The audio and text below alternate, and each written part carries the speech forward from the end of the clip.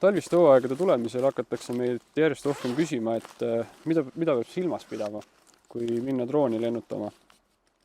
Ja me üritamegi sellele siis täna vastata ja teeme sellise kiire video, et siis kõigil oleks ka nagu kindlam tunne, et meil küll hakkab siin vaikselt talv juba võib-olla mitte päris läbi saama, aga ega teda palju jäänud ei ole, aga selleks, et siis talverõõme nautida, vaatame, mida peab tegema enne kui lennutama minna. Number 1 on kindlasti maandumismatt. See tuleks kenasti kuskile mingisuguse natukene siledama koha peale maha paigutada. Et siis kui drooniga, lendama minnes päris lume sisse, seda nii või naa ei pane. Aga maandumispati pealt on ka see hea, et igasugune lumi ja asjad hoiavad ennast mootorist eemal. Siis nagu eriti nukker oleks see, kui sinna lumi sisse satub ja siis juhuslikult kuidagi natukene sulab ja siis uuesti ära jäätub. Siis läheb kohe kindlasti midagi katki. Selline number 1 asi, mida me inimestele võib-olla seletame talvel, on, et akusid tuleb soojas hoida. Et selline kohvri lumehange panemine nagu siin on võib-olla just kõige nagu droonisõbralikum ei ole, aga selle drooni kerel endal ei ole otseselt liiga palju vahet, kui soe või külm ta on. Aga sellel akul on väga palju vahet. Et DJI äpp näitab oma siis sellises akusektsioonis, mis kindlasti kohe kuskile siia ekraanile tekib, ära siis akutemperatuuri ja kui selle akutemperatuur on alla 15 kraadi, siis ta ennast lendu ei lase.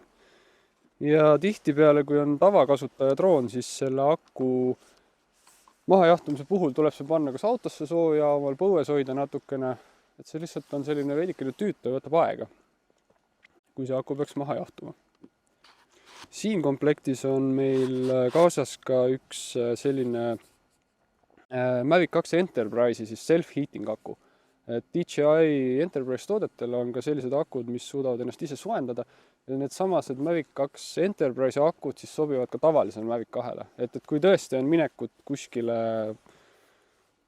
Põhja-Soome filmima, siis on võimalik need ise soenevad Mavic 2 Enterprise akud siis ka endale muretseda. Aga praegu paneme sisse tavalise aku, kuna ta on meil ilusti autos ja kohvris seisnud, siis ta hetkel on soe ja saame kenasti selle drooni lendu lasta. Nii, pistame ta tööle.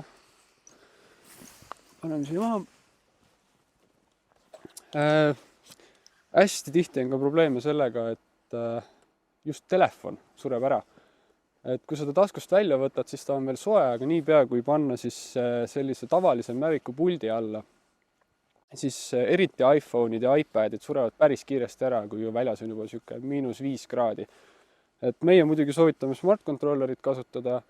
Kui smart controllerit ei ole, siis oleks hea, kui telefoni ümber on mingisugune kas või mingi case, kas või hästi õhuke silikon või siis tõesti võtta ta soojast, kähku ära lennata, kohe kähku telefon sooja tagasi panna, et ta siis maha jahtuks.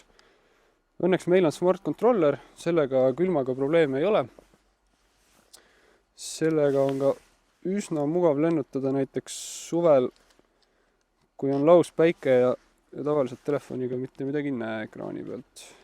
Nii, paneme talle siin kangid külge kenasti. Nii, ja ongi olemas kohver kinni, et siin ülejäänud akud igaks juhuks ära jahtuks. Droon on valmis. Laseme õhku ja teeme minekut. Droonid on selline võib-olla üks nagu väheseid valdkondi või siis nüüd droonifotograafia on üks sellised väheseid valdkondi, kus talvel tõesti on tegelikult väga palju teha, et ei pea drooni panema kusagile kappi seisma. Et isegi praegu siin selles Männiku Wakepargis, kus me oleme, kui minna metsade kohale lennutama, siis see vaatepilt, mis avaneb, on tõesti täiesti fantastiline. Aga üks asi, mida ma juba vaikselt tundma hakkan, on ka see, et tasub kindaid käes hoida. Ehk siis ütleme nii, et see sinu enda külmumine tihtipeale on palju suurem probleem kui see, et droonil külma hakkab. Et kindlasti soojad kindad kätte panna, on ka sellised kindad olemas, kus käivad sõrmeotsad pealt ära, et siis saab seda touchscreeni kasutada normaalselt ja siis kangide juhtimine on ka natuke täpsem. Talvel lennutamine mõjutab ka muidugi lennuaega. See sõltub hästi droonist, kui palju ta seda mõjutab, aga näiteks see samane Mavic 2 Pro, mis mul käes on, tavatingimustes lendab kuskil 25 minutit, aga talvel jääb see sinna pigem 20 ligidale. Et kindlasti ka seda silmas pidada ja eriti ettevaatlik tasub olla droonidega, millel ei ole selliseid nii-öelda nagu smart-akusid sees. Et kui siin on, ütleme sellised rohkem mänguasja poole droonid, on need siis, mis ei anna sulle nii varakult teada, kui aku on jahe, et ta hakkab tühjaks saama. Ja nendega võib olla see, et ootamatult hakkab see asi maanduma. Et kindlasti olla nagu selle lennuaja osas natukene ettevaatlik. Aga kui kõiki neid õpetussõnu silmas pidada, siis talvemõnusid meil veel jätkub. Õnneks on ilus lumi ka maas, et saab vägevaid pilte ja videoid minna tegema ja soovin kõigile ilusat talve jätku ja ohutut lennutamist.